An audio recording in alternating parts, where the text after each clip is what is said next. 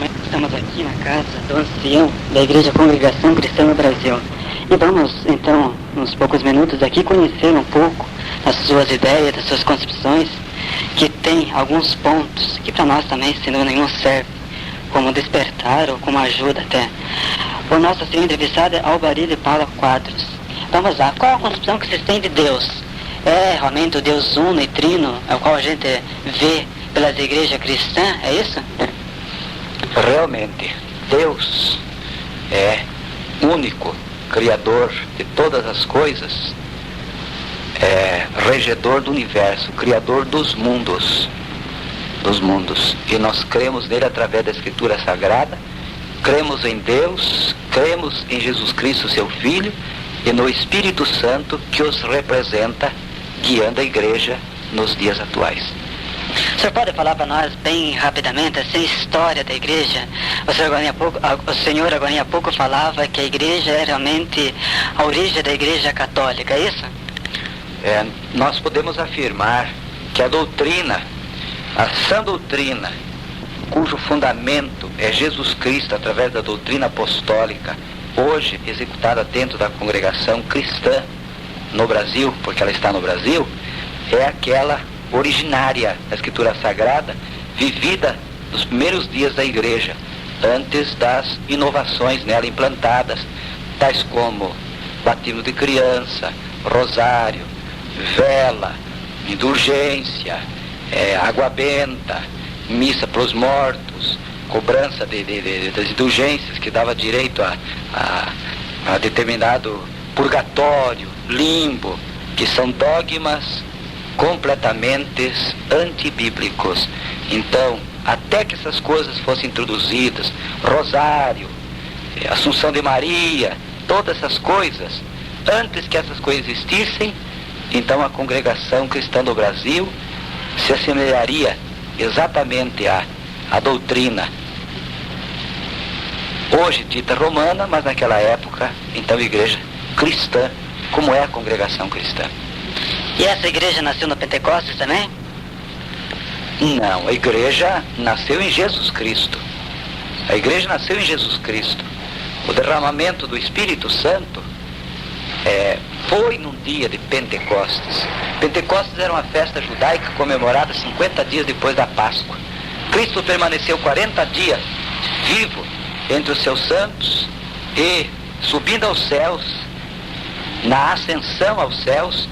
Então ele, no dia de Pentecostes, que prova que levou 10 dias depois da sua subida aos céus, ele derramou sobre a igreja o Espírito Santo, para que eles tivessem a liberdade de iniciar a missão que se propagaria pelo mundo, levando o Evangelho, que são chamados boas novas de alegria, acompanhado com a doutrina apostólica, que são a doutrina contida nas cartas apostólicas, nos Atos dos Apóstolos, que registra os acontecimentos da igreja primitiva, e que hoje, pela graça de Deus, na congregação cristã do Brasil, conferimos a exatamente igual. Por isso nós dizemos que a congregação cristã do Brasil é a igreja na sua origem. A igreja tem assim um resumo de doutrinas, além, lógico, de Jesus Cristo que segue? Nós temos artigos de fé. Nós temos 12 artigos de fé, que são pontos básicos de doutrina. Entre eles já podemos dizer que nós cremos em Deus, no seu Filho e Jesus Cristo. Portanto, é a Trindade. Os três num. Cremos. Nós cremos na Bíblia como infalível palavra de Deus. Nós cremos no batismo das águas por imersão. Por imersão. Como Jesus Cristo recebeu o batismo pelas mãos do profeta João Batista. Nós cremos na promessa do Espírito Santo, que o crente recebe como um dom de Deus. Como um dom de Deus. E nós cremos na necessidade de se abster do sangue, da carne sufocada, da idolatria, porque nós não fabricamos imagem de escultura, não adoramos as mesmas, e estes santos que nele nós cremos, Sagrada foi escrita pelos homens santos de Deus.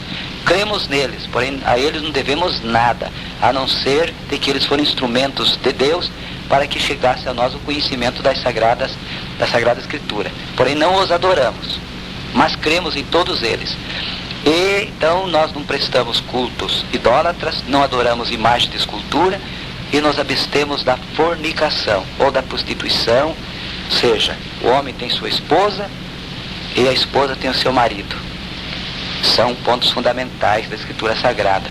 Nós cremos no milênio, nós cremos na volta do Senhor Jesus Cristo para levar a sua igreja, e nós cremos na existência do novo céu e de uma nova terra, que estes que nós contemplamos passarão, e haverá novo céu e nova terra para aqueles que estiverem dentro da sã doutrina deixada por Cristo sobre a terra.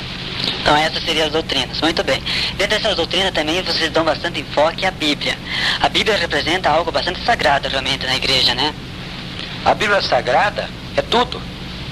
Tanto é que nós temos o nosso cenário, que é a Bíblia cantada. Nós não temos outro livro dentro da igreja a não ser a Bíblia Sagrada, única. E adotamos dentro da congregação uma única versão, que é a versão João Ferreira de Almeida, do padre João Ferreira de Almeida, justamente para que toda a Irmandade possa acompanhar a leitura. Se fosse outra versão, seria outra versão. Mas como esta é de fácil assimilação para o povo, então se adotou a versão João Ferreira de Almeida, e a Irmandade, ela adquire preço de custo de norte a sul, de leste a oeste do Brasil. Exatamente sem um centavo de lucro. É distribuído para a nossa Irmandade, que a adquire e por ela então acompanha a leitura e a exposição da palavra nos cultos que se presta a Deus. E toda a Irmandade também conhece a Bíblia? Estudo. Nós não mantemos estudo bíblico. Nós cremos que o Espírito Santo guia o crente. Ouvindo a palavra na congregação, a Irmandade acompanhando, eles guardam no coração, e na hora da necessidade, o próprio Espírito Santo trará a mente, a luz, na hora da encruzilhada da vida, para que o crente tome o caminho que agrada a Deus e não pegue na encruzilhada o caminho errado, mas aquele que o Espírito Santo guia para que ele possa não se afastar de Deus. Na Igreja Congregação Cristã no Brasil existem sacramentos? Se formos chamar de sacramento, existe o batismo, que após os 12 anos, porque Cristo nunca mandou batizar criança, ele disse: pregai o Evangelho a toda criatura. E nós não vamos na maternidade pregar para criança, e nem batizamos crianças. Ele disse: pregai o Evangelho a toda criatura. Quem crer, e para crer precisa ser adulto, porque criança não tem noção das coisas. Então, se realizamos batismo para adultos, então seria um sacramento. E qual o sentido do sacramento, do batismo? O batismo é para perdão de pecados. O batismo sempre foi para arrependimento e remissão dos pecados. Não é as águas que perdoam o batismo, que perdoam os pecados. Nas águas a pessoa confessa sua crença no Deus vivo e na doutrina de Cristo. Nasce da água e do Espírito através da palavra, e sela sua fé sendo batizado nas águas. E o segundo sacramento, que então podemos denominar, seria a Santa Ceia, que é celebrada com o pão e com o vinho, como na sua origem. Nós não usamos um outro ingrediente qualquer. Toda a Irmandade participa realmente da Santa Ceia, com o pão e com o vinho, como Cristo disse: tomai e comei, este é meu corpo, tomai e bebei, este é meu sangue. A salvação. A salvação só existe dentro da Igreja Congregação Cristã no Brasil, ou também nas outras igrejas cristãs, é lógico, existe a salvação? A salvação está em Jesus Cristo. A Congregação Cristã no Brasil não é concessionária, como a Volkswagen, que só vende Volks. A Congregação Cristã no Brasil é uma igreja evangélica. Não é só ela que salva. Quem salva não é ela. Até a igreja cristã não salva, porque o crente dentro da congregação, se não observar a palavra de Deus, não alcançará a vida eterna. Agora, na atualidade, dentro da Congregação Cristã no Brasil está a sã doutrina, que não está nas seitas, porque as seitas e religiões vivem às custas de dinheiro e de montar interesses próprios e divisões, e adquirir rádios, adquirir televisão, cultos em praças públicas, movimentando e enganando, explorando a ignorância do povo que lamentavelmente não conhece a Escritura Sagrada. Na Congregação Cristã do Brasil, pela graça de Deus, não se cobra 1 centavo de ninguém. Contribuição, se lá existe, é voluntária, porque Cristo disse: dai de graça o que de graça recebestes. O senhor também já foi católico. Hoje, como que o senhor vê a Igreja Romana? A Igreja Romana, a gente vê ela ligada a Roma, a um homem falível com o nome de infalível. Nós não vemos na figura do homem de Roma a figura de Pedro, o pescador da Galileia, que não quis ser adorado por Cornélio. Cornélio, centurião, quando prostrou-se aos pés de Pedro, Pedro disse: levanta-te, Cornélio, eu também sou homem como tu, adora a Deus. Portanto, nós adoramos a Deus e não nos vinculamos ao homem, idolatrando, como também as imagens, não as idolatramos. E, perdão, eu esqueci um pouquinho do roteiro da pergunta. Se você repetisse, complementaríamos. Isso. Então a Igreja Romana, como que o senhor vê ela? Vemos ela completamente deturpada das suas origens. É uma resposta anterior que demos. A Igreja Católica perdeu o rumo. Mais ou menos no 3º século da sua existência, quando o Império Romano houve interesses políticos, adentraram a Igreja em troca de favores, e a partir daqueles favores prestados, misturou-se doutrina com o Estado e com política, e dali para frente ela destrilhou-se e deixou de ser a sã doutrina que Cristo havia deixado sobre a terra, e previsto profeticamente pelo apóstolo Paulo, que dizia: depois da minha partida entrarão no meio de vós lobos devoradores. E disse também Timóteo: eles voltarão às fábulas, voltarão às mentiras, levantarão para si doutores segundo as suas próprias concupiscências, e se desviarão os ouvidos da verdade e voltarão às fábulas. Foi exatamente isso que aconteceu, lamentavelmente, com a Igreja Romana, onde eu estive até a idade em que, conhecendo a Bíblia Sagrada, indicada pelo próprio catecismo, e na decepção tão grande que eu levei ao comparar o catecismo com o teor da Escritura Sagrada, então eu preferi ficar com a Escritura Sagrada. Senhor Acião, hoje aqui no Brasil há uma preocupação bastante séria com as seitas, infelizmente. E muitas dessas seitas ainda usam o nome de Cristo para pregar. O senhor já comentou ali atrás que usam, inclusive, para montar mais templos, o dinheiro. Exatamente o materialismo, isso aí. Como que o senhor vê o crescimento tão grande dessas seitas? O porquê será disso aí? É o interesse monetário, divisão de ideologias. Mas nós devemos nos lembrar que Cristo disse: nem todo que me diz Senhor, Senhor entrará no reino dos céus. Pelos seus frutos os conhecereis. Parecem-se ovelhas, mas são lobos devoradores. O interesse realmente da salvação é uma coisa secundária. Em primeiro lugar está a formação do patrimônio dos titulares de tais denominações. E hoje, é possível ainda o ecumenismo, principalmente das igrejas cristãs? O ecumenismo, nós já fomos convidados como anciães para nos juntar. Inclusive, através de um reverendo da igreja luterana, nos procurava para que fizéssemos união, ele como mediador de um sacerdote. Aí fomos conferir os pontos de doutrina para ver se havia possibilidade, mas esbarramos de cara no batismo, porque a igreja batiza a criança romana, dizendo que o batismo é no lugar da circuncisão. E nós não poderemos de modo algum concordar com isto, porque a circuncisão Deus mandava o homem ser circuncidado ao 8º dia, mas o batismo, Cristo foi bem categórico em dizer: aquele que crer e for batizado. Nada tem a ver circuncisão com batismo. Quer dizer, esbarrando, dando encontro nesse primeiro ponto, lamentavelmente hoje não existe condição da congregação cristã no Brasil unir-se com qualquer denominação. Ela é e será livre e independente de política e de qualquer tipo de religião ou de seita. Ela é o caminho de Deus. Ela é a sã doutrina que conduz aquele que crê em Jesus Cristo à vida eterna. Glória a Deus. Bom, e que isso seja realmente uma obra do Espírito Santo. Isso. E como que o senhor vê o celibato dentro da Igreja Católica? O celibato é antibíblico.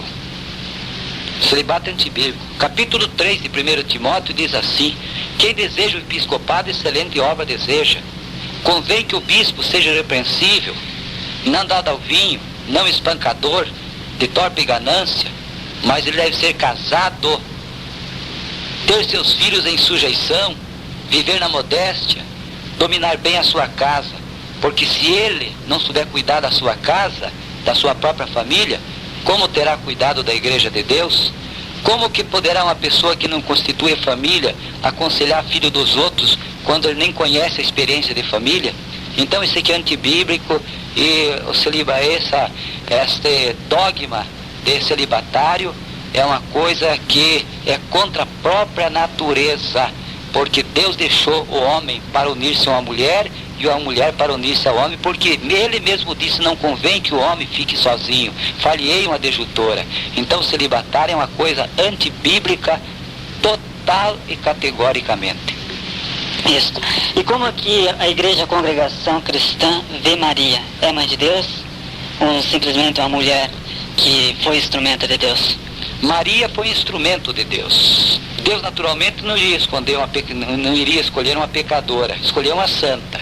E reconhecemos a santidade de Maria. Agora, há de se convir que Maria deu a Jesus Cristo a natureza humana, como carne e como mulher. Mas a natureza divina, ela não deu a Cristo, porque Cristo já existia antes da fundação do mundo. Então Jesus Cristo trouxe a natureza divina do Pai e não deve-se nada a Maria, porque Deus não deve nada à carne, e não deve a Maria. E Maria, quando se achou-se concebida do Espírito Santo, ela não disse: sou senhora. Ela disse assim, ela louvou a Deus e como serva, achando-se agraciada de que Deus fizesse com ela aquela obra tão gloriosa, usando-a como instrumento, para que ela fosse então no seu ventre gerado pelo Espírito Santo o Rei da Glória, Jesus Cristo, o verdadeiro Filho de Deus, para que ele, como Filho manifestado na carne, pudesse ser chamado verdadeiro Deus e verdadeiro homem. Porém, Maria, respeitamos ela e inclusive cumprimos o único mandamento que ela nos deu, que está no capítulo 2 de São João, nas bodas de Caná da Galileia, cuja Caná da Galileia eu estive lá e conheci a cidade, e ela deu um mandamento: fazei tudo o que ele vos disser, porque ela foi falar com Cristo, que não tinha vinho, e ele disse: que tenho eu contigo, mulher, ainda não é chegada a minha hora. Ela disse: fazei tudo o que ele vos disser. E realmente nós estamos fazendo tudo o que Cristo nos disse, porque Maria mandou nós fazermos o que Cristo mandou fazer. Independente das imagens, das esculturas que nas igrejas católicas existem, o senhor acredita nesse santo, que esses santos estão no céu realmente? Santo Agostinho, por exemplo, São Francisco de Assis e tantos outros. Cristo disse, capítulo 3 de São João: ninguém subiu ao céu, quem desceu do céu, o Filho do Homem que voltou novamente para o céu. Cristo é o único que veio e voltou para os céus. Quando ele levar a sua igreja para os céus, ele vai levar todos, desde Abel até Zacarias, morto entre o alpendre e o altar, como a serviço de Deus, santos apóstolos, os santos da atualidade e a própria Maria, serva de Deus. Ela irá no céu junto com a igreja, porque não houve ainda a ressurreição dos mortos. Cristo é as primícias dos que dormem. Todos quantos morreram em Cristo só serão ressuscitados na sua volta. Todos os santos profetas, apóstolos, inclusive Maria. E até agora, onde estão então esses que morreram em Cristo, com Maria, por exemplo? Estão em lugar reservado por Deus, segundo as Escrituras Sagradas.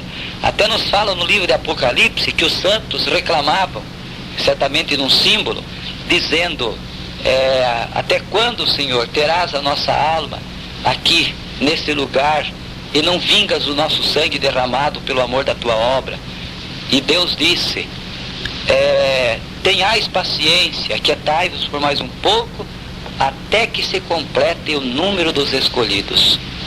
Como que será o fim do mundo? Existirá realmente? Será com água, será com fogo? Como será?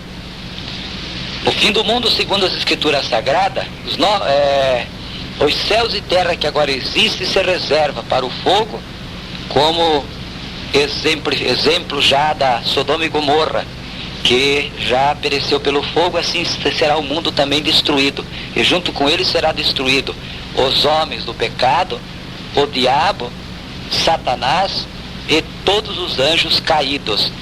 O inferno não foi construído para o homem, foi construído para o diabo e seus anjos. Só que os homens que não obedecerem a Deus irão morar com o diabo. Muito bem, eu agradeço então, senhor ancião, por essa oportunidade de conhecê-lo e também de ver um pouco sobre as concepções, sobre realmente a doutrina da igreja congregação cristã, e que realmente, possamos, junto nesse caminho de Cristo, sempre ser instrumento do Pai, para que levemos aos outros esse caminho de salvação. Obrigado.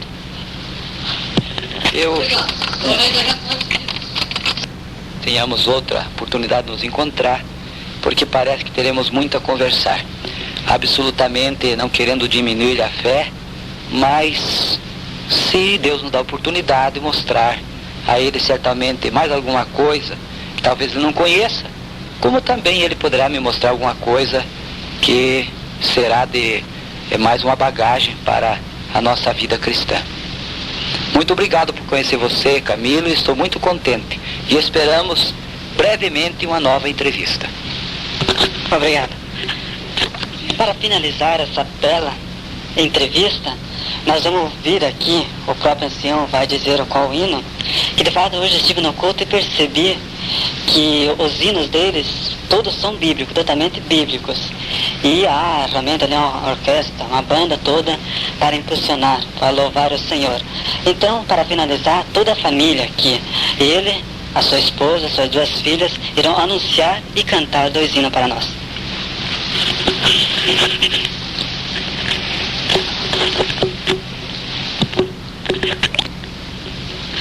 Nós iremos cantar a primeira parte do Cântico 9.5 e depois cantaremos o hino 280. Lembrando que a minha esposa e minhas filhas agora estão sem o véu, mas normalmente nós usamos os véus. As irmãs usam os véus, como é mandamento da Escritura Sagrada, conforme está em capítulo 11 de 1 Coríntios, que a mulher deve cobrir-se com o véu quando se apresenta perante Deus. Então vamos, com a ajuda de Deus, cantar a primeira parte do hino 195. E te anunciai o santo evangelho por todo o mundo, disse Jesus, a criatura, jovem ou velho, para alcançar o reino de luz. Todo que crere for batizado, salvo será, falou o Senhor. Mas quem não crê já é condenado por desprezar o seu Salvador. Não mais duvides, este é o caminho, nele o primeiro passo vais dar, com alegria segue o destino que o Salvador te veio traçar. Todo que crê for batizado, salvo será, falou o Senhor. Mas quem não crê já é condenado por desprezar o seu Salvador. Pelo batismo é sepultado, para o mundo renunciar, sendo por Cristo regenerado, em seu caminho podes andar. Todo que crer for batizado, salvo será, falou o Senhor. Mas quem não crê já é condenado por desprezar o seu Salvador. Cantaremos agora o hino 280. Convém ficar registrado que hoje estamos no dia 24 de junho de 1991 e o Camilo vai prometer nos dar uma cópia da fita. Do sepulcro eis que triunfante ressurgiu o Filho do eterno Deus, para dar-nos sua fé constante e ao fim levar-nos para os céus. Como o rico fora sepultado, mas a morte não o pôde mais reter. Quem jamais cederá ao pecado, veio pelo pecador morrer.